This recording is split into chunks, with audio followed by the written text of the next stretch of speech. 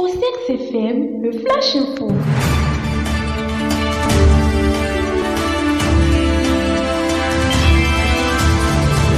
Le Flash Info.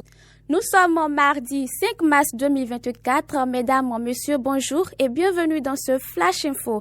Une délégation des douanes nigériennes séjourne à Cotonou depuis le dimanche 3 mars dernier. Elle a tenu une première rencontre dans la matinée d'hier avec l'administration de la douane béninoise. Il s'agit d'une réunion avec des hauts gradés des douanes nigériennes et le directeur général adjoint des douanes béninoises. Après cet entretien, les deux parties se sont retrouvées pour une rencontre élargie à d'autres responsables. Cette rencontre a été demandée par le Niger dans le cadre d'une coopération et du canal mis en service le vendredi dernier.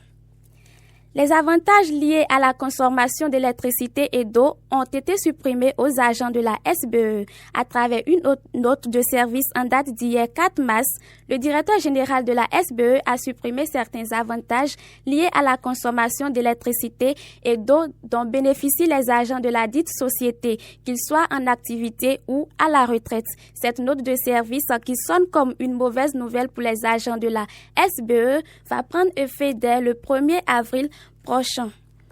Hors de nos frontières, les États-Unis ont pris des mesures sévères contre le président du Zimbabwe et d'autres hauts fonctionnaires.